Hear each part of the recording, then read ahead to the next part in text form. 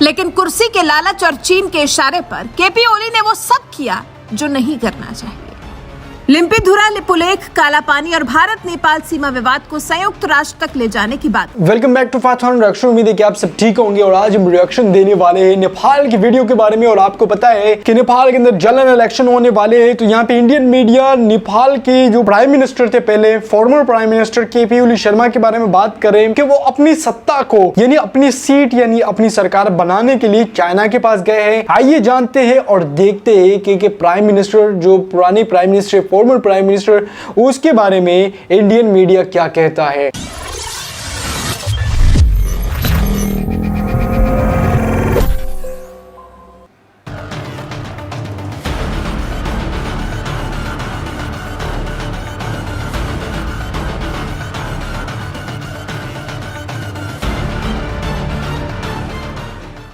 KP ओली को कौन नहीं जानता और भारत वाले तो इनका नाम जिंदगी भर नहीं भूलेंगे, क्योंकि ओली साहब ने आदिकाल से चले आ रहे रिश्तों को बिगाड़ने की भरपूर कोशिश की और इसके लिए न जाने और क्या क्या और भारत सहता रहा, लेकिन बेटी रोटी का रिश्ता भारत ने नहीं छोड़ा।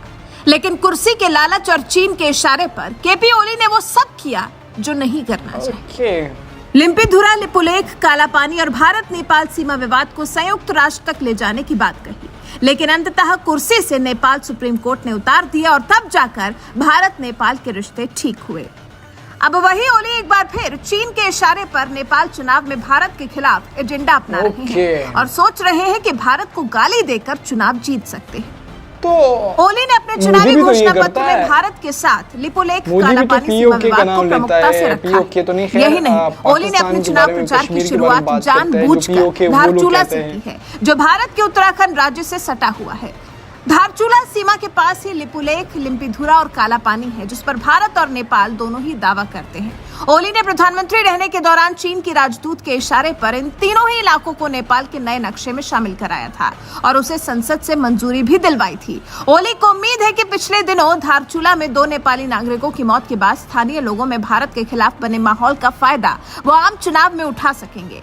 आरोप है कि भारतीय कंपनियों की वजह से नेपाली लोगों की जान गई है। इससे पहले साल 2017 के चुनाव में भी ओली ने भारत के खिलाफ जमकर जहर उगला था और माओवादी पार्टियों के गठबंधन को भारी जीत मिली थी। ओली ने धारचूला में अपनी पार्टी के घोषणा पत्र को जारी करते समय कहा, विवादित क्षेत्र पर पहले ही बातचीत शुरू हो चुकी है, लेकिन मेरे प्रधानमंत्री पद से हटने के बाद आई सरकार ने इसे रोक दिया है। ओली ने कहा कि अगर वो सत्ता में आते हैं तो वो भारत के साथ इस मुद्दे को फिर से आगे बढ़ाएंगे।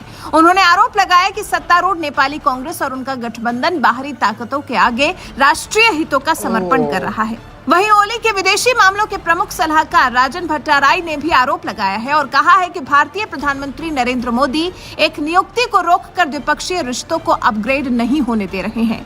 ओली की पार्टी ने संविधान में आमूलचूल बदलाव का वादा किया है। वहीं नेपाल की एक अन्य पार्टी आरपीपी ने कहा है कि हम फिर से राजतंत्र को लाना चाहते हैं और नेपाल को हिंदू राज्य बनाना चाहते हैं, जहाँ प्रधानमंत्री का सीधे चुनाव हो। वहीं बीजेपी के प्रति नरम रवैया रखने के आरोपी सत्तारूढ़ नेपाली कांग्रेस ने कहा है कि वो गुट निरपेक्षता की नीति को आगे भी मानती रहेगी। तो आप समझ गए होंगे कि नेपाल चुनाव में क्या हो रहा है और क्यों हो रहा है। आप इसको अपने यहाँ होने वाले चुनाव से जोड़कर देख सकते हैं, जब पार्टियां वोट के चक्कर में किस हद तक बाहर जाती हैं। तो हो सकता है कि केपी ओली भी ऐसा ही कर रहे हो, लेकिन ये वाकई बेहद खतरनाक है।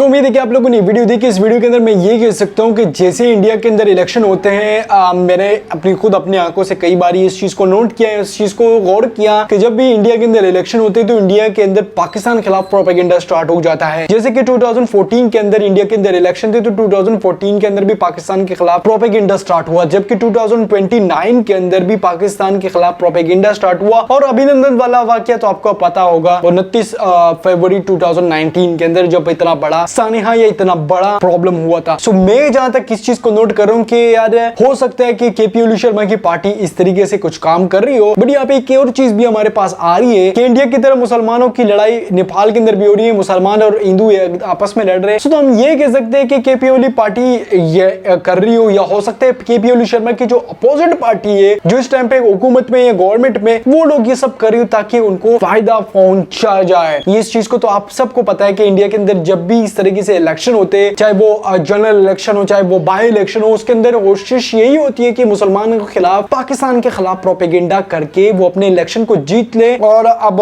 नेपाल के अंदर जो इलेक्शन हो रहे उसके बारे में मैं नहीं कह सकता कि केपी ओली ये कर रहा है या उसके अपोजिट पार्टी कर रही है, बट मैं यहाँ पे ये कह सकता हूँ कि केपी ओली शर्मा चाहेंगे कि वो प्राइम मिनिस्टर दोबारा से बने और वो चाइना के साथ और पाकिस्तान के साथ ताल्लुकात अच्छे करे। हम तो यही चाहते हैं। पिछले टाइम में भी 2018, 19 एंड 20 के अंदर जब ये केपी ओली शर्मा प्राइम मिनिस्टर थे तब भी इंडिया का साथ हालात खराब थे, बट पाकिस्तान और चाइना के साथ इनके हालात काफी बेहतर थे। वीडियो अच्छी लगी हो तो लाइक करें, शेयर करें, चैनल को सब्सक्राइब करें।